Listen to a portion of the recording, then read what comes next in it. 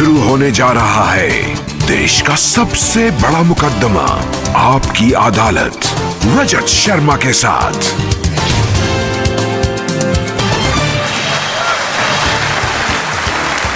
नमस्कार, आपकी अदालत में आपका बहुत बहुत स्वागत है। आपकी अदालत में हम ऐसे लोगों को इनवाइट करते हैं जिनको लेकर जनता के मन में उत्सुकता रहती है, जिनसे लोग सवाल पूछना चाहते हैं, जिनके बारे में लोगों के मन में क्यूरियोसिटी होती है। पिछले दिनों मैं जहां भी गया, लोगों ने मुझे एक शख्स के बारे में कहा, आप इन्हें आपकी अदालत में बुलाइए। और मैं भी सोचने के लिए मजबूर हो गया, ये कौन है जिसके बारे में हर पब्लिक फंक्शन में लोग मुझे कहते हैं, जिसके बारे में लोग मैसेज भेजते हैं, दर्शकों की बार बार मांग आती है। पता किया, इनकी सोशल मीडिया पर काफ़ी फॉलोइंग है। जब ये अपने घर से बाहर निकलते हैं तो सड़क पर ट्रैफिक जाम हो जाता है, लाखों लोगों की भीड़ इकट्ठा हो जाती है। इस शख्स को आपकी अदालत में आमंत्रित कर रहा हूं। प्लीज वेलकम बागेश्वर धाम के प्रमुख धीरेन्द्र कृष्ण शास्त्री।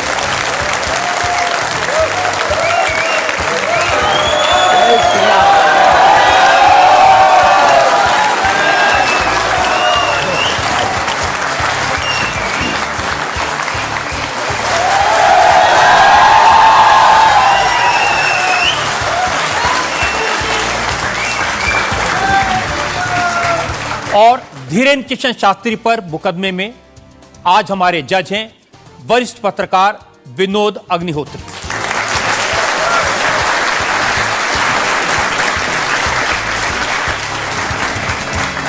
इससे पहले कि मुकदमा शुरू करें, इल्जाम सवालात का सिलसिला शुरू करें, आज के जज विनोद अग्निहोत्री की इजाजत चाहेंगे आज की कार्रवाई शुरू करने के लिए। इजाजत है मुकदमा शुरू करने की। और इससे पहले कि पहला इल्जाम लगे शास्त्री जी पर, एक नजर डालते हैं शास्त्री जी के लाइफ पर।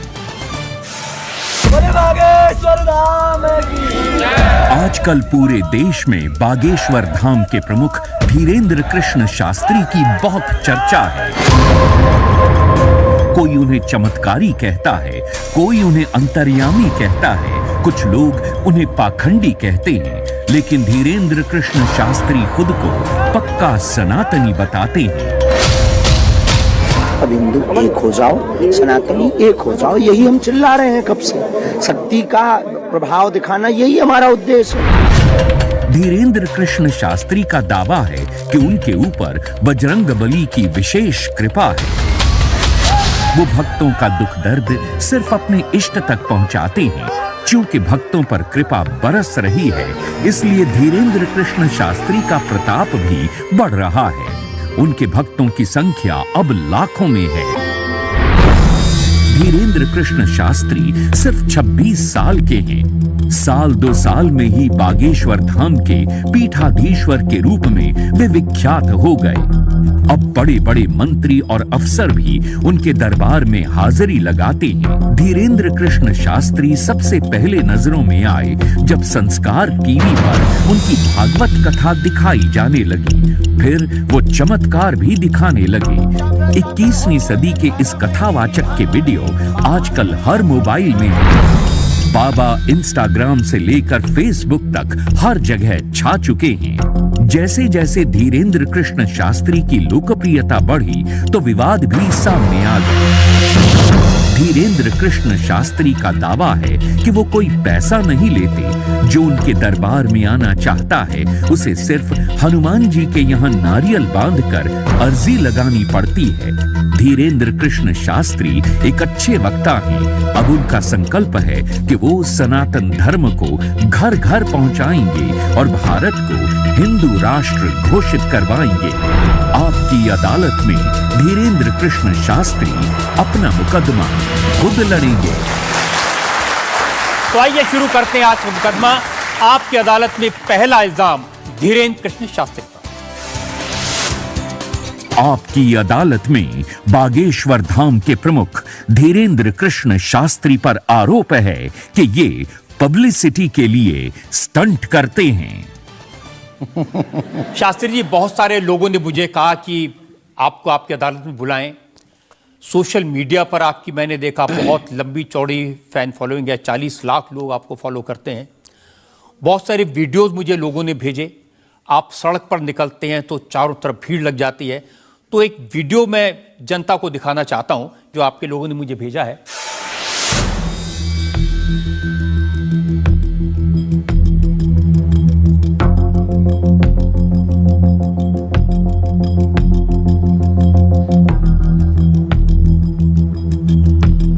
तो ये वाकई में शास्त्री जी असली वीडियो है या पब्लिसिटी स्टंट है, बनाया हुआ है? लोगों की अपनी अपनी भावनाएं होती हैं, अपनी दृष्टि से देखने की। ये वास्तविकता एक जगह की नहीं है। जहाँ जहाँ बागेश्वर बालाजी का दरबार लगता, जहाँ जहाँ बागेश्वर बालाजी की कृपा से दास कथा करने जाता, ये तो कम है, कैमरे में कम आया है, और ज़्यादा है।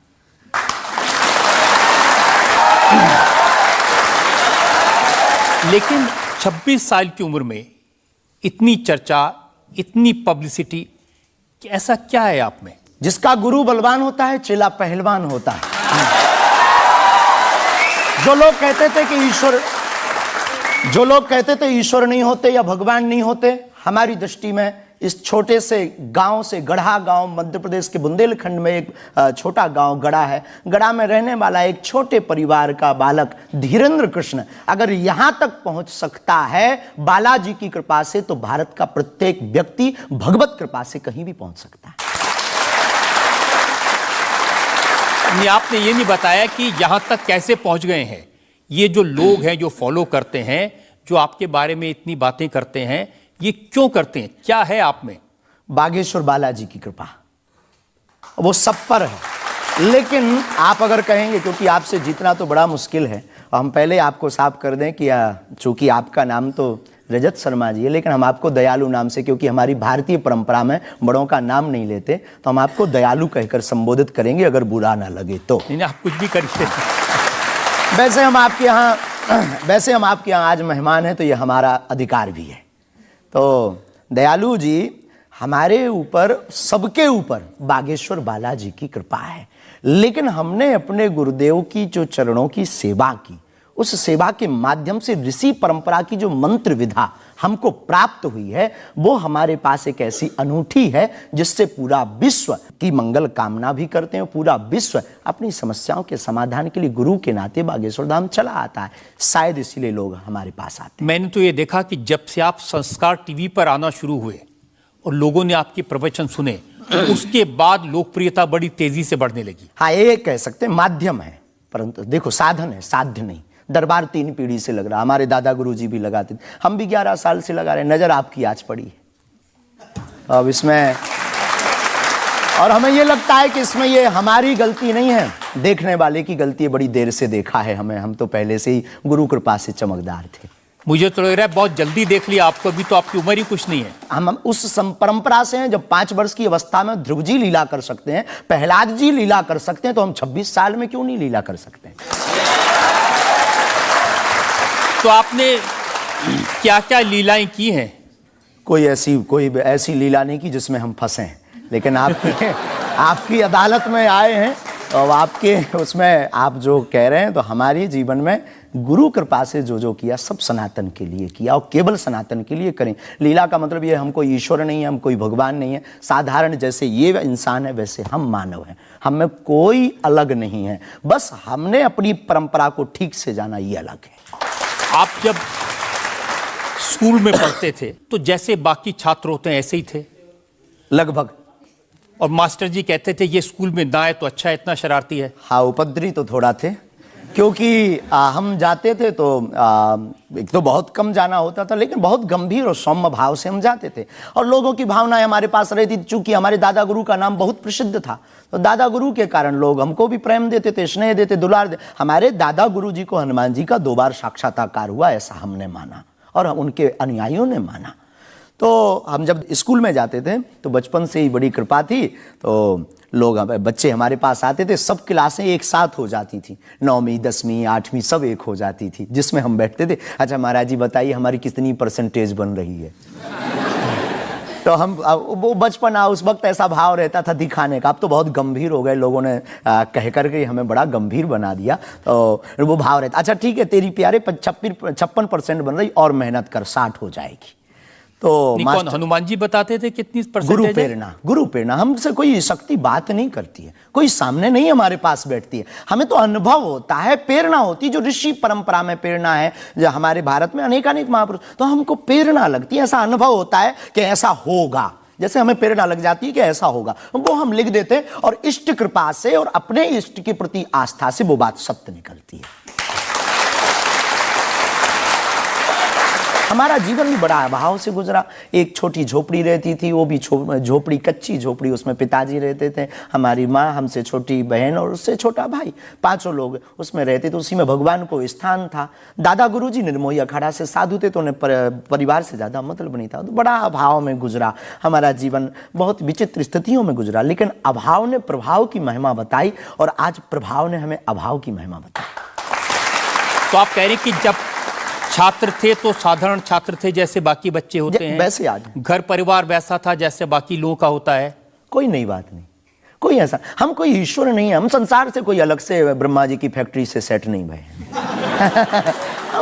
हम जैसे दुनिया है वैसे हम हैं। बस गुरु परंपरा और हनुमान जी की कृपा क्या होती है, शायद हनुमान जी ने और गुरु ने हमको चुना ये ललकार कर बताने के लिए, हमें लगता है हमारे। तो इस देश में तो बहुत सारे लोग हैं जो हनुमान जी के भक्त हैं, करोड़ों लोग। हाँ, मंगलवार को शनिवार को मंदिरों में जाते हैं, व्रत रखते हैं, प्रसाद चढ़ाते हैं। तो हनुमान जी ने आपको क्यों पकड़ा? कुछ ज्यादा ही घनिष्ठता होगी हमारी, उनको ज्यादा मोहब्बत हम पर आई होगी। लेकिन इस करोड़ों लोगों में हनुमान जी के लाखों भक्त हैं, उन्होंने अपने लिए मांगा और हमने पूरी विश्व के लिए मांगा। इसीलिए हमें लगता है कि हम में और बाकियों में अंतर है। देखिए आपने क्या मांगा, इसके कुछ वीडियोस मैंने देखे हैं। वाह। आप लोगों से कह रहे हैं कि आपके पास जितना चाहे दान दे दो, अपना मकान दे दो, फ्लैट दे दो, बंगला दे दो, घोड़ा दे दो, गाड़ी दे दो, सोना चांदी, बैंक एफडी, मंगलसूत्र, अंगूठी, लुगाई लड़का छोड़ के सब मुझे दे दो। ये हमारा डिस्क्लेमर रहता है दरबार के पहले का। लोगों को जो भावनाएं रहती हैं कि गुरु परंपरा के लोग और साधु लोग दरबार इसलिए लगाते हैं, भगवान को इसलिए रखते हैं कि ये कमाई का जरिया बनाते हैं। और हमने अपने दरबार में बैनर लगा करके, वो माइक पर ठोक करके बोलते हैं कि यहाँ किसी भी प्रकार का शुल्क, फीस, दक्षिणा नहीं लगता। पर अगर तुम शिष्य मानते हो अपने आप को और हम गुरु हैं, तो गुरु परंपरा के नाते अगर कुछ भी तुम दे दो, अगर आप भी इंडिया टीवी का ये हाउस हमारे नाम करें,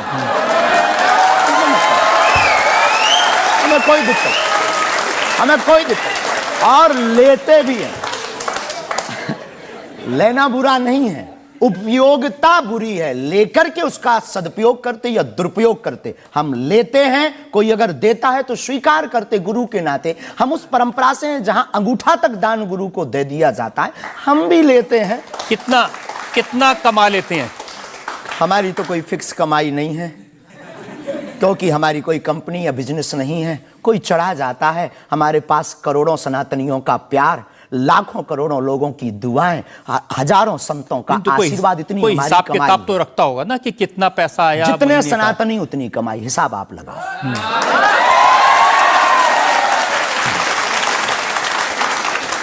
ज्यादा बातें इसलिए होती हैं कि आप जो स्टंट करते हैं पब्लिसिटी के लिए, आप ऐसी ऐसी बातें कह देते हैं। आप कहते हैं कि बिना वीजा के हनुमान जी रावण की लंका में घुस गए थे। ये जो मॉडर्न युवान भाई बहन है, इनको लंका प्रवेश के बारे में बताएंगे तो इनको ये लगता है कि ये घिसी पिटी बातें इनके दादा परदादा बताते रहे, ये बेचारे ऊब गए।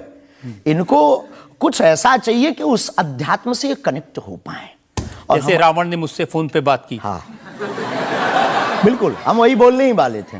लगता है आज हमारी शक्ति आपके पास पहुंच गई। तो हमें आपको समझाना है, रावण से फोन का बात का मतलब सबके अंदर रावण बैठा है। कोई ऐसा दुनिया में नहीं जो गलत कृत्य देख रहा, गलत कर रहा और सच जानते हुए चुप है, वो रावण की दृष्टि का आदमी। तो हनुमान जी लंका गए, इसको इन युवाओं को कैसे जोड़े? इन्हें तो वीजा, पासपोर्ट, फॉरेनर ये शब्द पता है, तो इनसे कनेक्ट करने के लिए हमारा अध्यात्म इतना विशाल और इतना अथाह है कि उसमें कुछ भी आप डाल दो वो आप स्वीकार सोच रहे हैं करेंगे। कि आपको अध्यात्म पता है, इनको नहीं पता। इस देश ऐसा की नहीं जनता हमने को कहा। आपसे ज्यादा अध्यात्म पता है। ऐसा हमने नहीं कहा। हमें अपने हिसाब का पता है, उन्हें अपने हिसाब का। वो अपने में श्रेष्ठ हैं, हम अपने में अब जो कोशिश कर रहे हैं विद्यार्थी। हमने ऐसा कभी नहीं कहा कि हम श्रेष्ठ हैं, और ये आरोप हमें नहीं लगता कि ठीक है। आपका ये कहना कि मेरे पास एक गधा है जिसमें वाईफाई है और वो प्लेन में भी वाईफाई चलता है, ये मजाक की बातें नहीं है। लोगों की दृष्टि से, भावनात्मक दृष्टि से देखा जाए तो ये बहुत गहरा विषय है। मजाक की दृष्टि से अगर कोई देखेगा तो देखो, जाकी रही भावना जैसी प्रभु मूलत देखी तिन तैसी। भगवान की कोई लीला को सिर्फ रासलीला को उठाते हैं, लेकिन हम तो महाभारत भी उठाते हैं। तो अपनी अपनी दृष्टि है, हम ये मजाक में नहीं कहते। हम उनको बताना चाहते हैं कि हमारे देवी देवताओं से जो हमारे इष्ट की परंपरा की जो निशानी है वो अगर नज़दीक रहे, गुरु की निशानी अगर नज़दीक रहे, माता पिता की बातों की निशानी नज़दीक रहे, तो बेटा कभी गलती नहीं करेगा, वो 4 चांद लगाता रहेगा। शास्त्री जी, इसको कहते हैं आप अंधों के शहर में आईना बेचने की कोशिश कर रहे हैं। ऐसा हमारा भाव नहीं है, अपितु हमारा भाव ये है कि उस केवल वाईफाई को हम बताते नहीं, उसकी महिमा भी बताते हैं, और दरबार में आने वाले लोगों को उसकी महिमा का अनुभव भी कराते हैं। तो फिर वो जो बात मजाक की है ना, वो फिर अध्यात्म, आस्था, ईश्वर से जुड़ करके नास्तिक भी आस्तिक बन जाता है। देखिए, आपको भोले भाले लोगों को बताना चाहिए कि भाई ये मैं मजाक में कह रहा हूं, विनोद हम कहते है, भी हैं। और ये मैं ये असल हम में बहुत कह बार बोलते हैं, विनोद हम कर रहे हैं, हम बहुत बार बोलते हैं। अब कोई हमारे विनोद को सीरियस ले ले तो वो उसका निजी अनुभव है। तो अब मैं लोगों को बता दूं कि एक बार बगैर टिकट पकड़े गए थे आप रेलवे में। हाँ, ये तो बताना चाहिए, बिल्कुल पकड़े गए थे। लेकिन ये भी बताइए कि हम टीटी से ही 1100 रुपया लेकर आए थे। उसी टीटी से लेकर आए थे, और जिस वाईफाई की आपने चर्चा की उसी वाईफाई की दम पर उसके बाप का नाम बताकर लेकर आए थे। इसी तरह की बातें कह के ऐसे दिखाते हैं जैसे चमत्कार कर दिया, जैसे मेरे ऊपर हनुमान जी की बहुत कृपा हो गई, मैं भविष्यवक्ता हूं, और फिर जो भोले भाले लोग हैं वो प्रभावित हो जाते हैं। हमने कभी ये नहीं दावा किया कि हम चमत्कारी हैं। आज भी आपकी अदालत में हम कहते हैं कि हम कोई चमत्कारी नहीं है, हम कोई ईश्वर नहीं है, हम कोई महात्मा नहीं है, हम एक आम इंसान हैं। लेकिन हमारी अपने इष्ट के प्रति आस्था, ऋषि परंपरा के प्रति आस्था है, जो महर्षि वाल्मीकि से पत्र दरबार की महिमा चली है, उस महिमा का हम अनुकरण करते हैं, और उस आस्था में उलझनों में का रास्ता मिल जाता है, तो उसे आप चाहे चमत्कार मानिए अथवा फिर आप अपनी बुद्धि से जो जिसने जो जाना वो हमें माना। देखिए शास्त्री जी, बहुत सारे ऐसे लोग हैं, गरीब हैं, परेशान हैं, बीमारियों से थके हारे हैं, डॉक्टर से आशा छूट जाती है, हॉस्पिटल से आशा छूट जाती है, वो आपके पास आते हैं, वो सोचते हैं यहाँ इलाज मिलेगा। किसी का बच्चा बोल नहीं सकता, किसी का बच्चा चल नहीं सकता, वो लोग बड़ी आस्था विश्वास लेके, जो मैंने जानकारी हासिल की, वो आते हैं, सोचते हैं कि यहाँ से शायद उन्हें कोई रास्ता दिख जाएगा, और उन्हें मिल जाता है। जो आते हैं श्रद्धापूर्वक आते हैं। देखो, जिंदगी में अगर वो परेशान है और डॉक्टर से परेशान होकर के या कहीं से भी निराश होकर के आया और उसे कुछ मिले ना मिले, हम ये तो नहीं कहते, जिसकी जितनी निष्ठा उसको उतना हमारे बागेश्वर बालाजी के दरबार में मिलता है। और अगर नहीं मिलता, अगर उसे जीवन जीने की अगर डांडस और सात्तावना मिलती है, तो क्या ये भी कम है?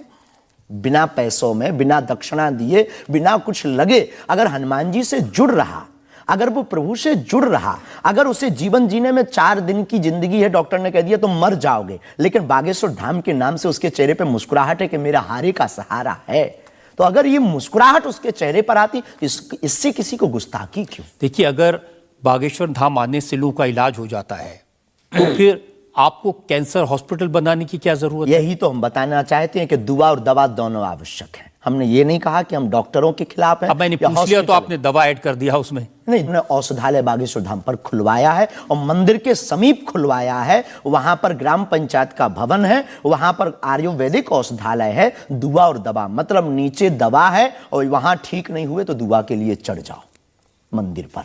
दोनों काम करें, ठीक है।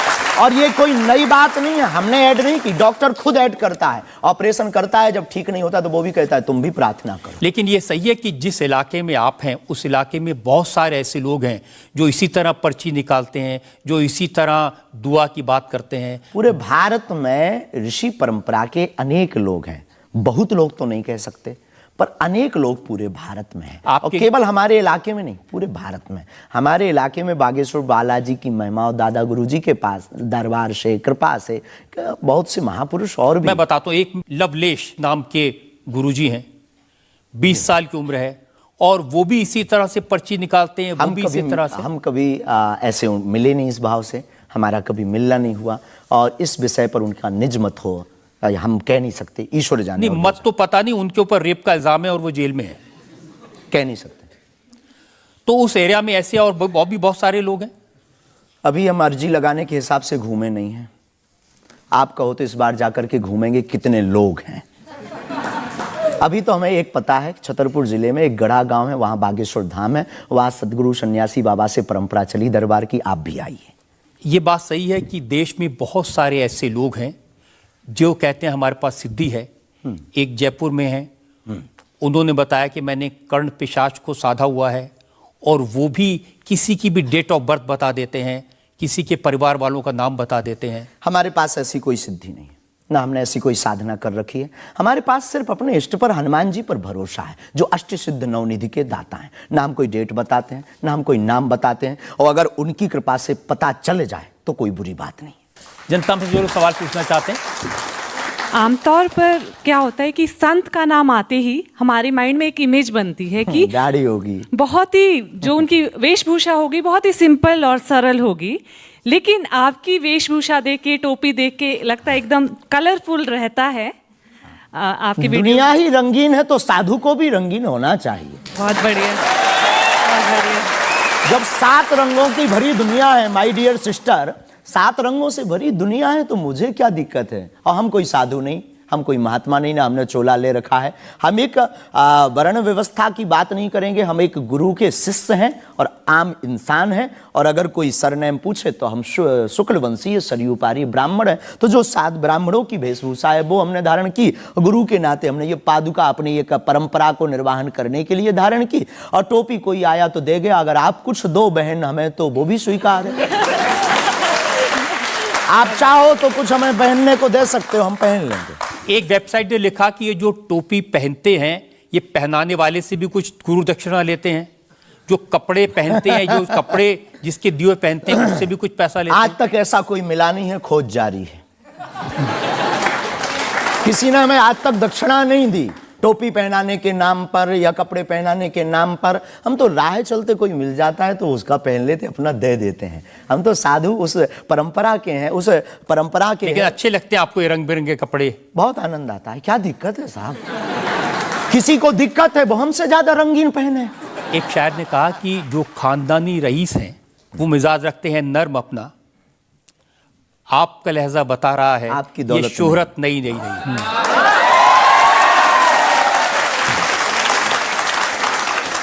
लोगों को लगता है, हमें लगता है कि हमारे जीवन में न हमें धन प्रिय है, न मान प्रिय है, न सम्मान प्रिय है, हमें हनुमान प्रिय है। और हमने जब से जन्म लिया तब से हम धनवान हैं, क्योंकि हमारे हनुमान हैं। और दुनिया का प्रत्येक हनुमान भक्त धनवान है जिसके जीवन में हनुमान है। अब वो निर्धन है इस दुनिया में जिसके जीवन में भगवान नहीं, वो निर्धन है। और अगर बाप हनुमान हो और धनवान हनुमान हो और उनका भक्त अगर रंगीन ना हो, पीला लाल ना हो, जब हनुमान जी लाल देह लाली से हो सकता तो लाल पगड़ी क्यों नहीं हो सकती? ये मुझे पता चल गया है कि आप इसी तरह की डायलॉग बाजी करके ही इतने पॉपुलर हुए हैं। आपकी अदालत में अगला हिस्सा। आपकी अदालत में बागेश्वर धाम के प्रमुख धीरेन्द्र कृष्ण शास्त्री पर इल्जाम है कि ये असभ्य भाषा का प्रयोग करते हैं। शास्त्री जी, कुछ लोग आपको पीठाधीश्वर मानते हैं, कुछ लोग गुरु मानते हैं, लोग महाराज कहते हैं, बड़ा आदर करते हैं। कोई संत कहता है लेकिन आप जिस भाषा का प्रयोग करते हैं वो इस गरिमा के अनुकूल नहीं लगती कई बार। जैसे आपने एक पत्रकार को कहा कि तुझे नंगा कर दूंगा, ये साधु की भाषा तो नहीं हो सकती, ये संत की भाषा तो नहीं हो सकती। ब्राह्मण समाज पर कमेंट करने वाले एक व्यक्ति को आपने कहा मूर्ख, ठठेरी के बरे, नकट्टा। तो ये ठठेरी क्या ये होता कोई हम जातिवादी नहीं है, पहली बात तो हम ये क्लियर करें। नहीं, ये ठठेरी क्या होता है? ये हमारे बुंदेलखंड का एक भावनात्मक शब्द है, ठठरी। जब माताएं बड़ी आवेश में होती है और बालक कोई गलती कर देता है तो माताएं अपनी बालक को कहती हैं, अरे ठठरी के बरे सुधर जा, न कटा। तो हम बहुत गांव के भोले भाले अनपढ़ गवार आदमी हैं, अंगूठा छाप है, ठीक से पढ़ाई की नहीं, तो गवार आदमी है। तो जो माँ की हमारी जो परंपरा है, जो पारिवारिक बोलचाल है, उस पारिवारिक बोलचाल में अगर कोई साधु के ऊपर टिप्पणी उठाएगा, रामचरितमानस पर टिप्पणी उठाएगा या भगवान पर टिप्पणी उठाएगा, तो स्वभाववश सनातनी हिंदू होने के नाते वो लहजा निकल जाता है और सठे साठ्यम समाचरित। ये भी कौन सी गलत बात है? अगर कोई भगवान को गाली बके और हम उसको श्रीमान जी कहें, रहे स्वामी जी कहें, भगवान कहें, तो हमें तो नहीं लगता कि वो बिनय ना मानत जलद जड़ गए 3 दिन बीत और बोले राम सकोप तब भय बिन हो ये न प्रीत। देखिए, आप अपने आप को बड़े पढ़ा लिखा गवार कह करके तो नहीं छुप सकते उसके पीछे। आपने उनसे कहा कि तू मुझे मिल जा, मैं तुझे मसल दूंगा। बहुत अच्छा, हाँ, ये हमने कहा ये तो अच्छी भाषा तो क्योंकि उन्होंने कथावाचकों को पाखंडी कहा था, जिस विषय पर आपने ये टिप्पणी किया है। उन्होंने कथावाचक, हमने कहा कथावाचक हो सकते पाखंडी, पर पर्टिकुलर नाम लीजिए, सब नहीं हो सकते। इस भारत में जगतगुरु स्वामी रामभद्राचार्य भी है, मुरारी बापू भी कथाव्यास है, पूज्यपाद श्री मलुक पीठाधीश्वर भी कथाव्यास है, उनमें एक दास भी है। ये महापुरुषों पे आज तक कोई इल्जाम नहीं है, और इन महापुरुषों पर इल्जाम नहीं है तो सब कथा। भाई, एक पत्रकार गलत हो सकता, सब नहीं हो सकते। हम अगर सबको कहें कि सब पत्रकार ऐसे होते हैं तो ये हमारी धूर्तता होगी। तो उसने सब कथावाचकों को ऐसा कहा था, तब हमने उसको कहा था कि भाई अगर तुम ऐसा कहो तो महापुरुषों के बारे में तो किसी को नहीं कहना चाहिए, तो बात ठीक है, तय है। रामचरितमानस के बारे में नहीं कहना चाहिए तो तय है। तो उसके लिए अगर ऐसा मसला कह दिया समझाने के लिए, वो है तो हमारा आदमी चेला। लेकिन आपने संत तुकाराम के बारे में क्या कहा? संत तुकार को, हाँ। आपने कहा संत तुकाराम की लुगाई रोज उन्हें मारती थी, रोज पीटती थी डंडे से। तो किसी ने उनसे पूछा, तुम रोज लुगाई से पिटते हो, शर्म नहीं आती? इसमें बोलचाल की भाषा में थोड़ा सा वो हुआ। हमने एक कथा पढ़ी थी एक पुस्तक में, उसमें लिखा था कि उनकी पत्नी झगड़ालू, बड़ी ईर्षालु थी, बड़ी विचित्र थी, और वो संत तुकाराम जी को एक बार गन्ने के लिए भेजती, गन्ना वो एक लेकर शाम को आते तो वो उनके शरीर पर प्रहार कर देती, एक गन्ने के 2 टुकड़े हो जाते। पर तुकाराम बहुत अद्भुत महापुरुष थे, उन्होंने कहा, देख तू कितनी ज्ञानवान है, पहले गन्ना एक था, हम लोग 2 थे, तूने मेरे शरीर पर प्रहार करके गन्ने के 2 टुकड़े कर दिया, अब एक तू चूस एक मैं लूं। तो लेकिन आपने जो बोलचाल उसमें बिगड़ा जिस अंदाज में कहा था वो सम्मानजनक नहीं था, समाज के लिए असभ्य था, इसमें कोई संदेह नहीं है। लेकिन हम अपनी भाषा से समझने का कोशिश करते हैं, जो कई बार हमारी भाषा लोगों के अनुरूप फिट नहीं। कभी नहीं, आपको नहीं लगता कि संत तुकाराम जैसे महान संत के बारे में ये कह दिया, उसके लिए हमने तो गलती माननी चाहिए? बिल्कुल, अगर ये किसी की भावनाओं को ठेस पहुंचा तो संतों के प्रति हमारे हृदय में अथाह प्रेम है, अथाह प्रेम। और हम स्वप्न में भी, हम तो खुद साधु परंपरा से जीवित हुए हैं, नालायक से बोलने लायक संतों के कारण हुए, और हम अगर संतों का अनादर करेंगे तो अपनी जिंदगी में हम रहेंगे कहाँ? तो हम तो विनम्रता पूर्वक अगर किसी को ठेस पहुंचा तो हमें नहीं लगता कि हमारे द्वारा उनको ऐसा कहा, लेकिन अगर किसी को ठेस पहुंचा और शब्द ऐसा मुंह से फिसल गया तो हम क्षमा प्रार्थी, कोई संदेह। अब मैं एक और उदाहरण आपको बताता हूँ। अच्छा किया कि आपने क्षमा प्रार्थना की, करना ही चाहिए साधु संतों के बारे में, अगर गलती से मुंह से कुछ निकल जाए, बहक करके अगर हो जाता तो कोई दिक्कत। आप बात कर रहे थे साईं बाबा के बारे में, और आपने कहा कि हमने सुना वो चांद मियां निकले। हाँ, सुना।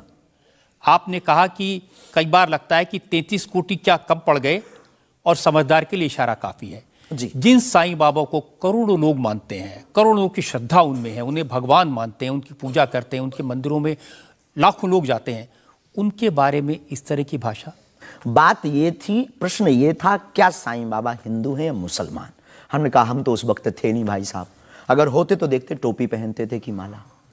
तो हमने जो सुना है, कोर्ट ने कहा, ऐसा एक पत्रकार में पत्र वार्ता में निकला है कि वो चांद मियां हैं। उन्होंने, उनके जो कमेटी के लोग हैं, उन्होंने क्षमा मांगी। तो हमने यही बात उनको बता दी, बस प्रेस की बात बता दी। तो हमसे ज्यादा ये आरोप जिस पत्रकार ने ये छापा है उस पर उठना चाहिए। नहीं, लेकिन आपके कहने से लोगों की भावनाएं आहत हुई। हमारा किसी भी संत के प्रति अनादर नहीं, सब धर्मों के प्रति सम्मान है। जो जिस धर्म को मान रहा, बलपूर्वक उसको मानना चाहिए। हम सिर्फ अपने धर्म के कट्टर हैं, सिर्फ ये बताना चाहते हैं हम आपको। तो साईं बाबा का सम्मान करते हैं आप? बेझिझक, संत के नाते, संत के नाते बेझिझक। हमें बाबा साईं बाबा से क्या आपत्ति है, क्या विपत्ति है?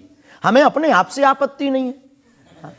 हम किसी साधु से कैसे आपत्ति हो सकती है? क्योंकि जिस सनातन धर्म की आप बात करते हैं, वो वसुदेव सबसे पहले तो संयम, धैर्य, भाषा पर नियंत्रण, ये सब।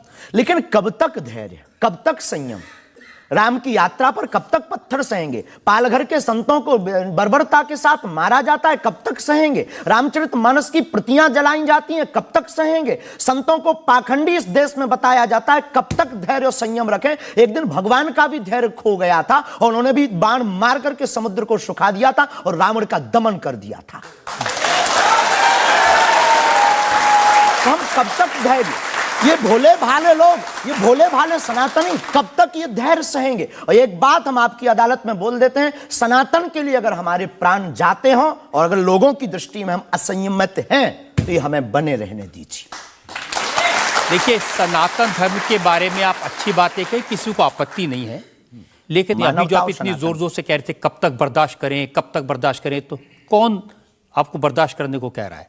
जो ये प्रतियां जला रहे हैं, जो संतों को मार रहे हैं, जो सनातन के खिलाफ झूठा प्रचार कर रहे हैं, जो संतों के खिलाफ और सनातन की संस्कृति को छिन्न भिन्न करने के लिए मूवी बना रहे हैं। जब आप ऐसी बातें कहते हैं ना, तो असदुद्दीन ओवैसी जैसे लोगों को ये कहने का मौका मिलता है कि इन लोगों को अनाप शनाप बातें करने का अधिकार दे दिया सरकार ने। उनको लगता है कि इस तरह की बातें करते हैं उससे समाज में नफरत पैदा होती है, दीवारें खड़ी होती हैं। हम करें तो चोरी, वो करें तो सीना जोरी। उनके मंचों से मारने काटने की बात होती तब नहीं। अक्षरधाम में 40 हिंदुओं को मारा जाता तब नहीं है। उनके खुले मंच पर धर्म परिवर्तन करवाया जाता है तब कुछ नहीं होता है। उनके खुले मंच पर संतों को, कितने संतों की हम आपको वीडियो क्लिप ना दिखा दें, उनके खिलाफ टिप्पणी की, गाली बकी गई, यहां तक कि हमको भी रोज 500 गालियां आज दी जा रही। तो क्या ये सही है? शास्त्री जी, हिंदू समाज में भी ऐसे बहुत सारे लोग हैं जो इस तरह की भाषा का इस्तेमाल करते हैं, जो इस तरह की धमकियां देते हैं, जो दूसरे धर्मों की भावनाओं को हमें नहीं आहत लगता करते कि हैं। हिंदू समाज धमकियां देता है, जवाब दे। समाज नहीं, हिंदू समाज में भी कुछ लोग ऐसे वो हैं, कुछ लोग अगर जो हैं इसी तो तरह का भाषा का इस्तेमाल सबका तो नहीं कह सकते, पर हम प्रति उत्तर दें। जो लोग ऐसे लोग हैं उनके लिए भी आपको उसी सख्ती से बोलना चाहिए। हम किसी भी पंथ के विरोधी नहीं हैं, हम सनातन धर्म के कट्टर हैं और सनातन का विरोध, हमें मुसलमानों से डर नहीं है, ना पादरियों से, ईसाइयों से, अपने में भी रहने वाले कुछ जयचंदों से भी डर है जो सनातन का विरोध कर रहे हैं। हम उनके खिलाफ भी बोलते हैं।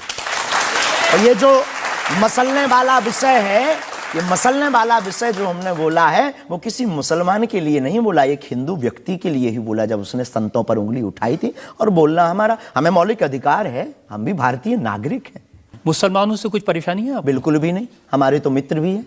मैंने तो ये भी सुना कि आपकी बहन की शादी एक मुसलमान से पैसे लेकर सहयोग आपने दी, करवाई हाँ, थी। आज भी हमारा मित्र, अभी 5 दिन पहले ही मिला, चाय भी पी। और हमारा लगभग 500-600 मुसलमान परिवार हैं जो आत्मा से जुड़े हैं। इस भारत का प्रत्येक नागरिक अपने हृदय पर अगर हाथ रखे ना, अब मीडिया में वो कुछ भी बोले तो उसकी रंगों में राम और कृष्ण का ही ब्लड बह रहा है। तो हम मानवता के पुजारी हैं, हम मानवता के पुजारी हैं, जातियों के या पंथ के पुजारी नहीं। हम इसको लेकर मेरे पास और इल्जाम है। हम एक ब्रेक के रुकेंगे और ब्रेक के बाद आपकी अदालत में धीरेन्द्र के शास्त्री पर इल्जामात और सवाल आपका एक और आपकी अदालत में अगला इल्जाम। आपकी अदालत में बागेश्वर धाम के प्रमुख धीरेन्द्र कृष्ण शास्त्री पर आरोप है कि ये अपने विरोधियों को धमकी देते हैं। शास्त्री जी, सुना है कि विरोधियों को धमकी दे रहे थे आप, लेकिन आजकल आपको भी धमकियां मिलने लगी हैं। आपको भी लोग कह रहे हैं कि जान को खतरा है। हाँ, ये कोई नई बात नहीं है। इस भारत में जब जब भी सनातन की बात किसी ने पुरजोर तरीके से उठाई है तो उसको मिटाने के लिए और उसको डिगाने के लिए तरह तरह के स्वांग और षड्यंत्र, तरह तरह के प्रायोजित ढंग से उसको फंसाने के उपाय किए गए हैं। लेकिन सिर पर सीताराम, फिकर फिर क्या करना। और रही बात धमकी की, तो साधु परंपरा में या हम अपनी गुरु परंपरा में कभी किसी को धमकी नहीं देते हैं। हम सिर्फ ये कहते हैं कायदे में रहोगे तो फायदे में रहोगे। आपके लिए सुरक्षा की मांग करने के लिए आपके समर्थकों ने जंतर मंतर पर एक प्रदर्शन किया, उसका वीडियो मैंने देखा है। और जो लोग बागेश्वर धाम के नाम पर वहां प्रदर्शन कर रहे हैं, वो कह रहे थे अब चाकू छोड़ो, तलवारें रखो, अब इन लोगों को गोली मारो। और वो लोग बहुत ही हिंसक भाषा का इस्तेमाल। ये बिल्कुल भी कतई हमें पसंद नहीं है और इसकी छूट हमने कदापि किसी को नहीं दी है, क्योंकि हम स्वयं ये कहते हैं कि जिंदगी में याद रखना, सनातन धर्म वो धर्म है जो अहिंसा का पुजारी है और हम हिंसा के पक्षधर नहीं है, क्योंकि हिंदू का अर्थ ही होता है जो हिंसा का दमन करे। लेकिन आपने तो कुछ रिएक्ट ही नहीं किया। वो आपके स्पोक्स पर्सन हैं, उन्होंने कहा कि अरे तुम सब कब मारोगे, जब सब मर जाओगे, ईसाइयों को, मुसलमानों को कब मारोगे। नहीं, ये बात बिल्कुल गलत है, क्योंकि सबको जीने का अधिकार है और हमें ऐसी कोई जानकारी नहीं लगी और हमारी तरफ से कोई लोग नहीं गए। लेकिन मैंने आपको जानकारी दे दी, आप चाहें तो मैं आपको वीडियो भेज दूंगा, वो देख लीजिए। बिल्कुल, हम एक बार बोलेंगे उनको, बेझिझक बोलेंगे। हम कभी इसके पक्षधर नहीं है। हम भारत में बहुत प्रेम और बहुत ही अहिंसा पूर्वक जीवन के पक्षधर हैं, इसलिए हमने हिंदू राष्ट्र की मांग की है। इतने अहिंसा के पक्षधर हैं आप, आपने खुद एक बार कहा कि अब सब हिंदू अपने हाथ में हथियार, माला और भाला रखो। ये तो हमारी देवी देवताओं के भी हाथ में, प्रत्येक भगवान के हाथ में, किसी के हाथ में मुगदर है, त्रिशूल है, उनसे भी लोगों को आपत्ति होगी जिन्हें दिक्कत है। हम सुरक्षा करना, भारतीय संविधान में भी हथियार देने का लाइसेंस दिया जाता है, उसको बंद करवाया जाए। जो हथियार देने का लाइसेंस है वो आत्मरक्षा के लिए। तो हम भी आत्मरक्षा के लिए भाला रखवा रहे हैं। हमारी क्षमता नहीं ना बंदूक लेने की, साहब गरीब आदमी है।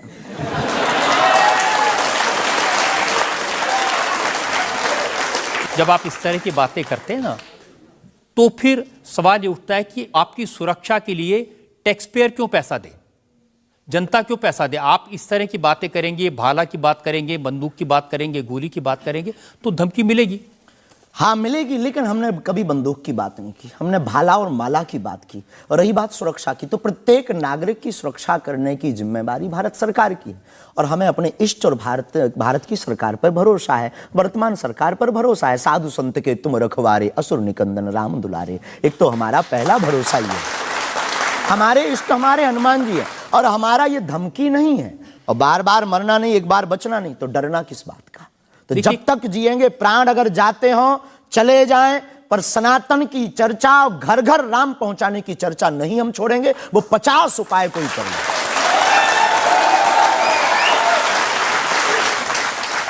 कोई ना कोई डर तो है। आप कहते हैं कि मैं अब बुलडोजर खरीदने वाला हूं, हिंदुओं एक हो जाओ, पत्थर मारने वालों पर बुलडोजर चलाओ।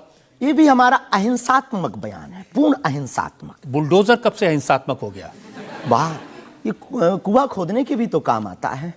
तो हमने कहा कि अगर राम की यात्रा पर कोई पत्थर फेंकेगा तो बचाने के लिए भाई बुलडोजर खरीदो, और अगर किसी को अपनी शरीर की दिक्कत है या किसी को अपने पंथ को दिक्कत है, वो क्रेन खरीद ले, हमें क्या दिक्कत है।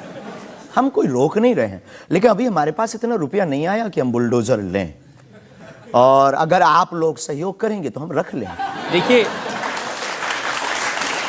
ये डायलॉग मारना अच्छा है, डायलॉग नहीं, लोगों को मजा भी आता है। गुरु की परंपरा के अनुसार हम सिर्फ एक बात बताते हैं। हाँ, लोगों को डायलॉग लगता है। कैसे गुरु हैं जिनकी परंपरा में कभी भाला, कभी बुलडोजर, और फिर कहते हैं मैं अहिंसा की बात करता हूं। हमारी ऋषि परंपरा है। ये भगवान राम की परंपरा है। अच्छा, धनुष भगवान बाण राम के लिए। टाइम पर बुलडोजर आते थे। भगवान राम धनुष बाण लिए थे। अब थोड़ा टेक्नोलॉजी बढ़ गई है तो टेक्नोलॉजी के हिसाब से हमें भी बदलना चाहिए। परिवर्तन प्रकृति क्या का नियम। क्या करेंगे बुलडोजर का? आत्मरक्षा।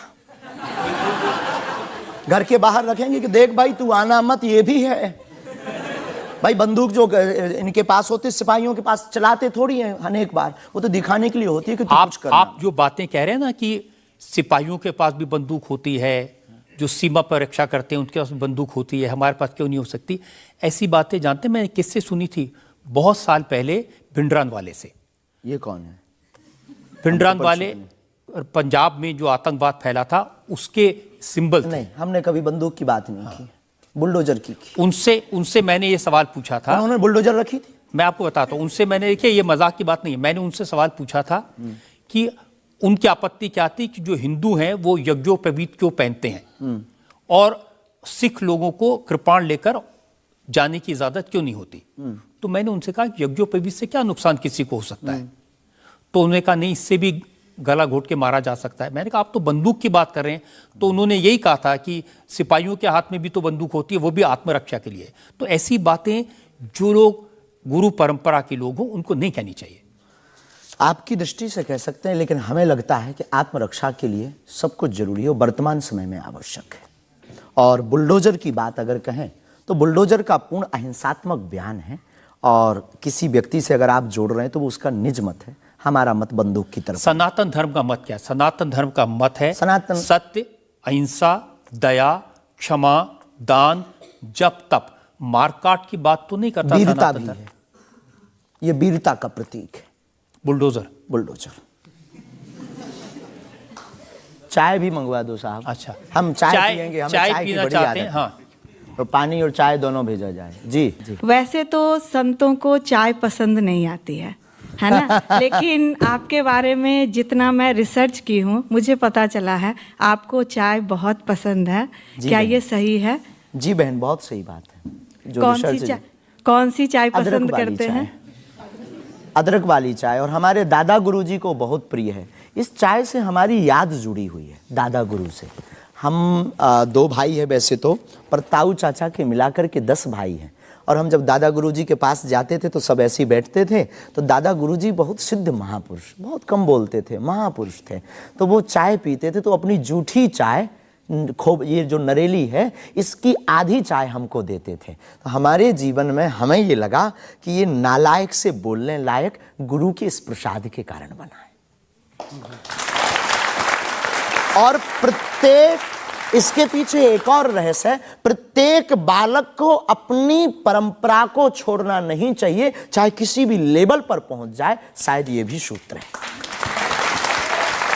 शुरुआत जहां से हुई, गुरु से शुरू जिसका जीवन हुआ, उसे कुछ भूलना नहीं चाहिए। इसलिए हम भूले नहीं, ये शायद हमें लगता कि हमारी अच्छी आदत है।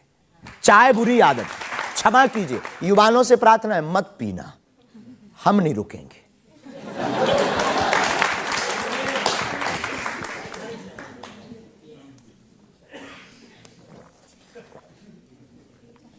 और हमारे दादा गुरु ने तो श्लोक भी बनाया है, कहो तो सुनाऊं? चाय पर श्लोक आपने नहीं सुना होगा, एक बार केटली गर्भ संभूतम शक्कर पत्ती मिश्रितम कप मध्य विराजते देवी ओम चाय चंडिकाय नमो नमः। और केवल इतना ही नहीं, चाय और चाह दोनों जिंदगी में बहन जरूरी है। चाय हमारे लिए जरूरी है क्योंकि हमें लगता कि चाय से गुरु की याद आती है, और जिससे ईश्वर की याद आए वो बुरी चीज भी अच्छी है। और चाह, परमात्मा को पाने की चाह भी जिंदगी में बहुत जरूरी है। जिसके अंदर ईश्वर को पाने की चाह होती, वो आदमी भी नंबर 1 का होता। चाह पैसों से आनों में आती रही, चाह आनों से रुपया बनाती रही, चाह रुपयों से नोट बुनाती रही, चाह नोटों से कोठी चुनाती रही, चाह कोठी में मोटर मंगाती रही, चाह मोटर से होटल में जाती रही, चाहे होटल में बोतल खुलाती रही, चाहे क्या क्या ना करती कराती रही। चाहे मोटर से होटल में जाती रही, चाहे होटल में बोतल खुलाती रही, चाहे क्या क्या ना करती कराती रही, चाहे पाली जिन्होंने वो पीले हुए चाहे छोड़ी जिन्होंने वो रसीले हुए, चाहे जी से लगी जी जरा हो गया, चाहे हरी से लगी जी हरा हो गया। अब एक ही चाहे हमको चाहिए, वो अगर चाहे हनुमान जी तो फिर क्या चाहिए।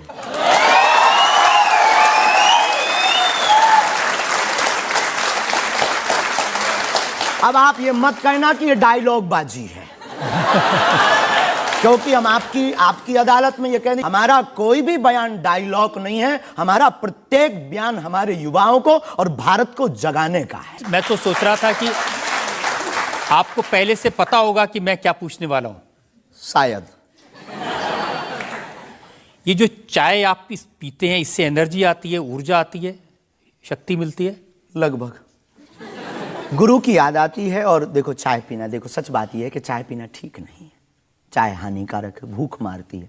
लेकिन हम 24 घंटे में 18 घंटे सेवा करते हैं, लगभग 17 घंटे गद्दी पे बैठते बोलते हैं। भूख लगेगी तो नींद आएगी, नींद को मारने का एक बहुत अच्छा उपाय है चाय पी लेंगे। भूख कम तो हम ज़्यादा समाज सेवा कर पाते हैं, हमें ऐसा लगता है, पर डॉक्टरी भाषा में ये ठीक नहीं है। तो ये सिर्फ समाज सेवा के काम आती है, या फिर जैसे शाहरुख खान की फिल्म पठान को आपने क्रिटिसाइज किया, वो भी चाय का असर था?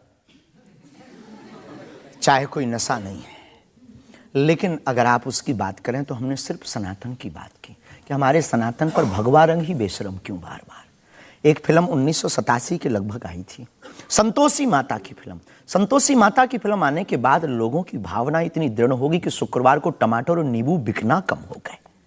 और अगर आप सनातन के खिलाफ, आपको याद होगा, और अगर सनातन के खिलाफ कोई मूवी बनाओ तो मंदिरों में, भगवान के चरणों में और माता पिता और गुरु के प्रति आस्था लोगों की कम हो जाएगी। इसलिए बार बार हमारी संस्कृति, हमारे सनातन और हमारे भगवान राम को टारगेट ना किया जाए। देखिए, बिना देखे आपने फैसला कर लिया कि वो भगवान राम को टारगेट किया गया है, सनातन को टारगेट किया गया है। भगवा रंग तो देखने की जरूरत ही नहीं है, खून ही भगवा है।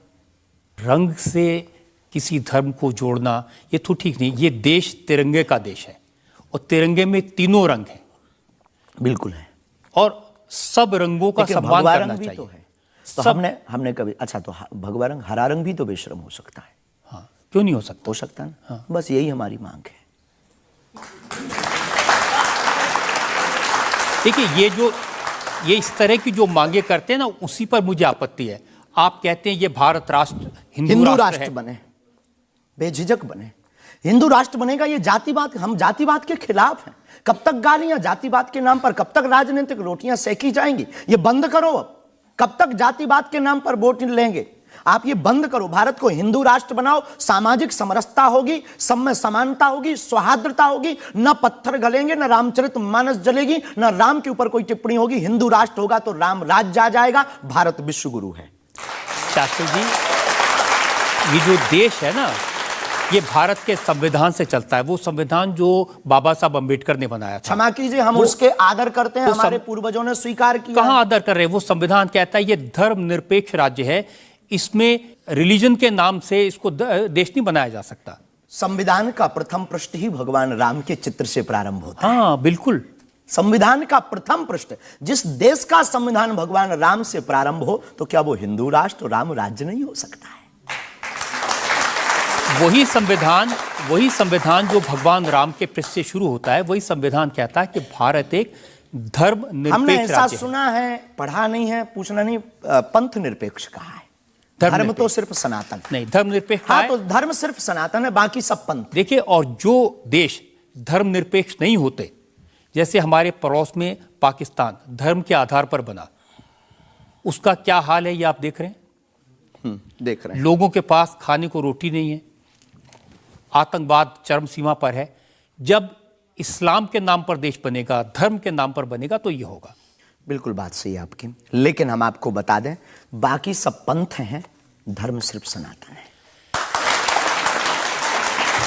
सुप्रीम कोर्ट के सामने ये मामला आया था, और सुप्रीम कोर्ट ने क्या कहा था, एग्जैक्ट वर्ड्स मैं आपको बताता हूं।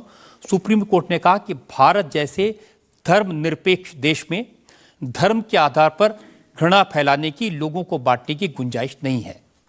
जी, सुप्रीम कोर्ट तो ये नहीं करना चाहिए। हमारी तरफ से आदर है, लेकिन भारत हिंदू राष्ट्र था, है, बस घोषणा की जरूरत है। देखिए, आप रंग के नाम पर फिल्मों का विरोध करते हैं, आपने कहा कि ये फिल्म नहीं चलने देंगे। हम सिर्फ सनातन के विरोधियों का विरोध करते हैं, कोई रंग से, कोई व्यक्ति से, किसी संप्रदाय से हमारा कोई विरोध नहीं। सनातन के विरोधी से हमारा विरोध है, वो किसी भी बिरादरी या समुदाय या समाज का, चाहे भले ही क्यों। आपको यह भी समझना होगा, जिस फिल्म का आप इतना विरोध कर रहे थे, जिसको आप कह रहे थे कि लोग देखने ना जाएं, उसको करोड़ों ने देखा और वो लोग सुपरहिट फिल्म हुई। होनी भी चाहिए, हमने सुना सुधार भी किया है, और सुधार करके कोई करे तो फिल्मों से हमारा कोई विरोध नहीं है, क्योंकि वो एक कला है और कला के प्रति हमारा सम्मान है। नहीं, लेकिन आप तो बार बार, कभी आप आमिर खान की फिल्म का जिक्र करते हैं, कभी क्योंकि वो शाहरुख खान पीके वाली मूवी बना करके भगवान को गाल पर चिपका करके शंकर जी को बाथरूम में बंद करता है, तो क्या ये सही है? जिसके प्रति हमारी आस्था है, लाखों लोग कहेंगे इस बात को सुनने के बाद, जिनके प्रति हमारी आस्था है उनके साथ ऐसा मजाक किया जाए, भगवान के साथ खिलवाड़ किया जाए, क्या ये सही है? और उसकी बात बोलना अगर विरोध है तो हम मरते दम तक विरोध करेंगे। शास्त्री जी, मुझे कभी कभी लगता है कि चूंकि आपकी उम्र कम है, जैसे आप भिंडरान वाले को नहीं जानते, ऐसे ही फिल्मों का इतिहास भी आप नहीं जानते। एक फिल्म आई थी बैजू बावरा, उसमें एक भजन था, मन तड़पत हरि दर्शन को आज, जो सबसे हिट था। इसे लिखा शकील बदायूनी ने, म्यूजिक दिया नौशाद ने, गाया मोहम्मद रफ़ी ने। हम आपको बहुत विनम्रता पूर्वक कहें कि हम किसी भी समुदाय के विरोधी नहीं हैं। पुनः हम कहते हैं, हम रहीम को मानने वाले और कबीर का सम्मान करने वाले हैं। हम शेख मुबारक के साथ मित्रता निभाने वाले। ये आपको समझने की जरूरत है, ये मलिक मोहम्मद जायसी और रसखान का देश है, जहां पर उन्होंने भगवान का गुणगान किया। हमने कभी विरोध नहीं किया, सम्मान किया, रसखान के पद गाए, रसखान के प्रति हमारा आदर है, और भारत में सामाजिक सौहार्दता बनी रही है हमारी मांग है। और क्या ये नाजायज मांग है? नहीं, जिन आमिर खान का जिक्र कर रहे हैं, उन्होंने जब लगान फिल्म बनाई, उस फिल्म में जो भजन था वो जावेद अख्तर ने लिखा और रहमान ने उसका म्यूजिक दिया। जी, तो उसके प्रति सम्मान है। हमने सुना नहीं है, अभी तक उस फिल्म को देखा नहीं है, पर उसके प्रति हमारा सम्मान है। उसके प्रति हमारा कोई अगर वीडियो क्लिप विरोध का मिले तो दिखाइए, मैं भेजूंगा आपको। यही आपकी नहीं, प्रॉब्लम है। हमारा विरोध उस गाने के प्रति नहीं, उस गाने के प्रति नहीं है। आप, बस हमारा तो सिर्फ सनातन की बात है, फंडा सिर्फ सनातन सनातन। सिर्फ मैं कह रहा हूं कि आपको जिसका विरोध करना है उसके बारे में थोड़ी सी जानकारी हासिल कर लीजिए। आपको न मिले तो मुझसे पूछ लीजिए। बहुत अच्छा है, अब आगे से ये कोशिश करेंगे, लेकिन सनातन के लिए पूछ नहीं पाएंगे हम। सनातन पर उंगली उठाएगा तो इधर से भी डायरेक्ट सीधा सा होगा। ऐसा लगता है कि जैसे आपने सनातन धर्म के नाम पर धमकियां देने की दुकान खोल ली है। अगर किसी को यह धमकी लगती है तो उसे लगना चाहिए, क्योंकि प्रत्येक भारतीय नागरिक को बोलने का अधिकार है, और हमें भी बोलने का अधिकार है सनातन के लिए, क्योंकि हमारा जन्म सनातन के लिए हुआ, हमारा जीवन सनातन के लिए है, और हम मरेंगे भी सनातन। बोलने पर आपत्ति नहीं है, हम धमकी देने पर आपत्ति है। हम धमकी नहीं देते, हम सिर्फ ये कहते हैं कायदे में रहो तो फायदे में रहो। ये भारत राम का देश है, बस हम कायदा सिखाते हैं, और गुरु का काम है कायदा सिखाना, धमकी नहीं। गुरु क्या डांट करके धमकी देता है? गुरु धमकी, अगर कुम्हार मटका बनाता है तो भीतर से हाथ भी तो लगाता है। तो हम तो गुरु परंपरा के हैं, तो गुरु के नाते हम समझाते हैं, माय डियर, मेरे प्यारे, सनातन के लिए मत बोलो। बुंदेली भाषा में ऐसी भाषा बोलेंगे तो अच्छा है। नहीं बोलेंगे, पर ठटरी बरे भी नहीं छोड़ेंगे।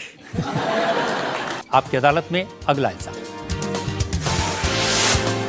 आपकी अदालत में बागेश्वर धाम के प्रमुख धीरेन्द्र कृष्ण शास्त्री पर इल्जाम है कि ये दुष्प्रचार करवाते हैं।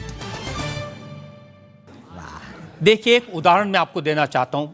YouTube पर मैं देख रहा था, एक वीडियो है आपका, और उस वीडियो को देखने से ये इंप्रेशन आता है कि जैसे प्रधानमंत्री नरेंद्र मोदी आपके दरबार में आए, और एक नहीं 3 ऐसे वीडियो हैं बागेश्वर धाम ऑफिशियल चैनल पर। अब आपके समर्थकों ने बनाया, मैं आपको दिखा देता हूं, आप उनके बताइए लिए कि वो आपका है क्या नहीं। बागेश्वर धाम सरकार पहुंचे पीएम मोदी, तो क्या मोदी जी भी बागेश्वर धाम सरकार के भक्त हो गए हैं? आए दिन बागेश्वर सरकार के पास नेताओं की भीड़ लगी रहती है, जिसमें प्रधानमंत्री नरेंद्र मोदी जी का नाम भी शामिल है, जो कुछ दिन पहले ही बागेश्वर धाम सरकार के दर्शन करने पहुंचे थे।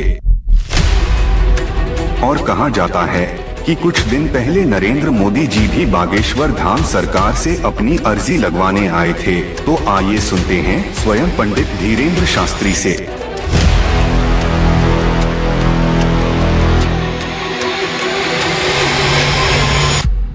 मोदी जी को ये प्रोजेक्ट करते हुए जैसे बागेश्वर धाम आए, मेरी जानकारी है कि 3 वीडियोस हैं, उनमें से एक बागेश्वर धाम का है।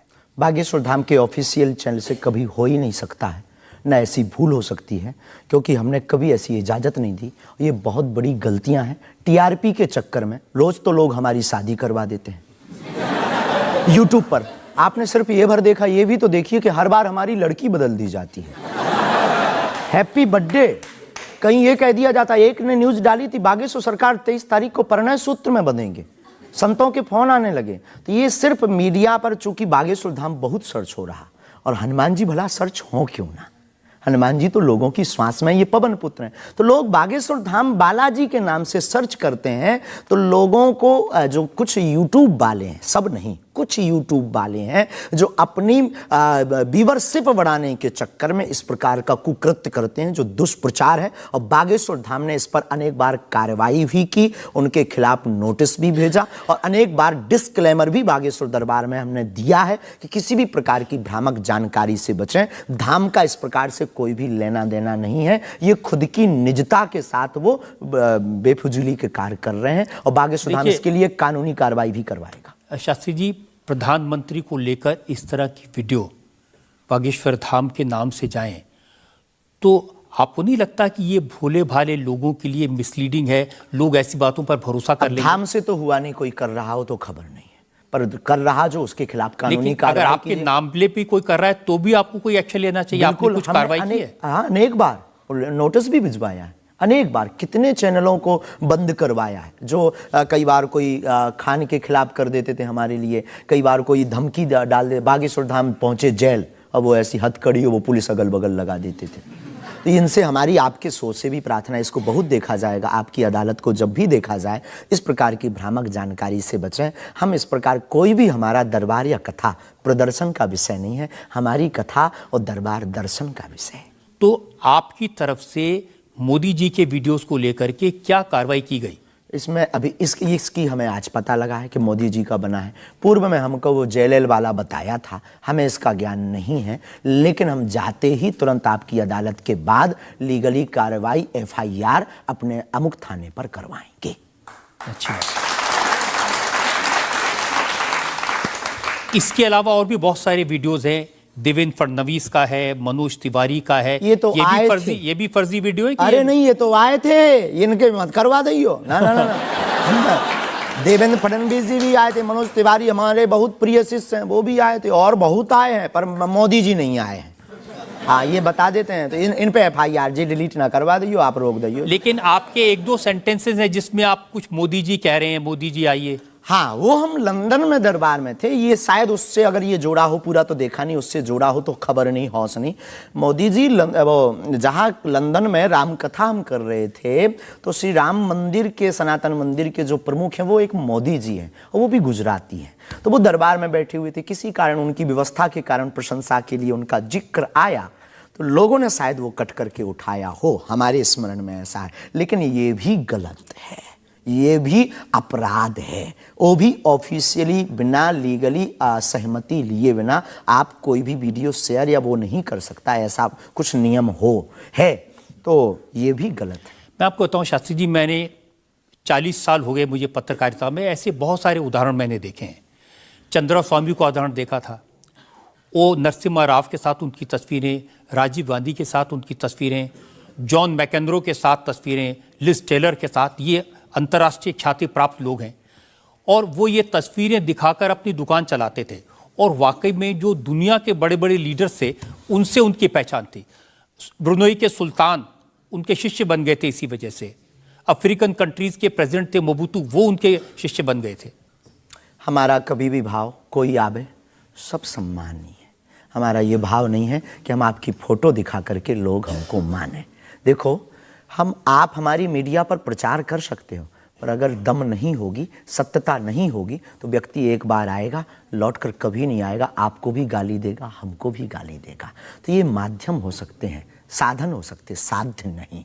तो हमारा ऐसा भाव नहीं, क्योंकि हमारे पास जो है वो खुली किताब है, ऊपर से नीचे तक, और हम कभी ये नहीं चाहते कि लोग देखें। अब कोई देख रहा तो वो उनकी दृष्टि और उनकी आंख है। हम तो सिर्फ ये चाहते हमें हमारा परमात्मा हनुमान जी देखे, बस। क्या चाहते हैं आप हनुमान जी से? सनातन धर्म और हिंदू राष्ट्र। फिर भी मांग पूरी नहीं होगी। अगर हिंदू राष्ट्र आप कह देंगे कि बन गया तो हम अखंड भारत मांगेंगे।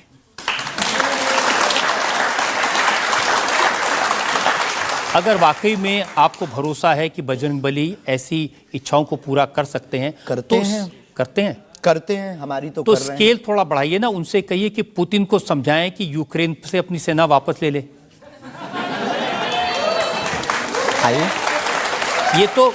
ये तो अंतर्राष्ट्रीय, क्योंकि उससे जो यूक्रेन क्रिश्चियन मुल्क है उनको पता चलेगा कि सनातन धर्म की शक्ति कितनी है। हम अपनी तरफ से प्रतिदिन विश्व में कल्याण हो, विश्व में शांति हो, ये अर्जी लगाते हैं। और हनुमान जी ने रावण को भी समझाया था, मान जा भगवान है, वापस कर दो जानकी माता को। लेकिन जिसकी आ गई हो तो हनुमान जी की बातें उसे नहीं भाती हैं। गुरु के नाते हमने भी प्रार्थना की। अब किसी की आ गई, हम जो बताने, हमारे पास लोग आते, महाराज जी हम मर ना जाएं। अब उसको क्या कहें कि जो बता रहा उसे भी मरना है। हद हो गई, तो पागलों जैसी बात करते मेरे पागल। लेकिन हम श्रीमान जी बड़ी विनम्रता पूर्वक कहें कि अगर आपको लगता है तो आपको अर्जी लगाने एक बार बागेश्वर धाम। नहीं, ये अर्जियां लगाने का काम तो आपका है, मेरा नहीं है। और अंतर्राष्ट्रीय विषय पर अब टर्की में इतना बड़ा जलजला आया है, इतना बड़ा भूकंप आया है, हजारों लोग मर गए हैं, तो कुछ आपको अर्जी लगानी चाहिए। बिल्कुल, हमने प्रार्थना तुरंत की और हम प्रार्थना करते कि प्रतिदिन जो भी हमारे पास है चूरन चटनी, हम अपने गुरुजी से और बालाजी से प्रार्थना करते विश्व का मंगल हो, सबका भला हो। इससे आपको फर्क नहीं पड़ेगा कि वो क्रिश्चियन कंट्री है या इस्लामिक? बिल्कुल भी नहीं। हम तो खुद गए हैं, हम तो पूरी दुनिया का मंगल की कामना। हम उस धर्म से हैं जहां वसुदेव कुटुंबकम की चर्चा की जाती। सर्वे भवन्तु सुखना सर्वे सन्तु निरामया, सब में मंगल हो, मंगल भवन अमंगलहारी। हम ऐसे नहीं हैं, हम मानवता के हैं। जिसके अंदर दुख है, हे बालाजी उसके संकट, आप संकट मोचन है, उसके संकट मिट जाएं, हमें कोई फर्क नहीं पड़ता है। ये अच्छी बात आपने कही। आज हमने मुकदमा चलाया बागेश्वर धाम के प्रमुख धीरेन्द्र कृष्ण शास्त्री पर। हमने उनसे पूछा उनके चमत्कारों के बारे में, उनके प्रवचनों के बारे में, उनके धमकी भरे बयानों के बारे में, उनके स्टंट्स के बारे में और उनको लेकर सोशल मीडिया में चल रहे मिसलीडिंग वीडियोस के बारे में। अब वक्त है आपकी अदालत में आज के जज विनोद अग्निहोत्री के फैसले का। बागेश्वर धाम के प्रमुख आचार्य श्री धीरेन्द्र शास्त्री पर लगे सभी आरोपों और उनके जवाब सुनने के बाद अदालत इस निष्कर्ष पर पहुंची है कि ऋषि और संत परंपरा वाले इस देश में उन्हें भी अपने विचार लोगों तक पहुंचाने का अधिकार है। लेकिन जिस तरह धर्म के नाम पर पाखंड और धोखाधड़ी भी होती है, इसलिए श्री शास्त्री को बहुत सावधान रहने की आवश्यकता है। अदालत तमाम इल्जामों से श्री धीरेन्द्र शास्त्री को बाइज्जत बरी करते हुए निर्देश देती है कि बागेश्वर धाम बालाजी सरकार श्री हनुमान जी की कृपा से उन्हें यदि कोई सिद्धि और प्रसिद्धि मिली है तो उसका उपयोग लोक कल्याण और समाज की नैतिक आध्यात्मिक उन्नति के लिए करें और देश समाज में प्रेम, शांति, सद्भाव का वातावरण बनाने में सहायक हों। शास्त्री युवा हैं, इसलिए उनमें जोश स्वाभाविक है, परंतु जोश के साथ साथ होश भी अत्यंत आवश्यक है। अदालत अपेक्षा करती है कि उनकी वाणी में संयम, करुणा और क्षमा से अभिभूत रहेगी। आशा है कि धीरेन्द्र शास्त्री सनातन धर्म के इन्हीं शाश्वत मूल्यों के साथ भारतीय संत परंपरा को आगे बढ़ाते रहेंगे।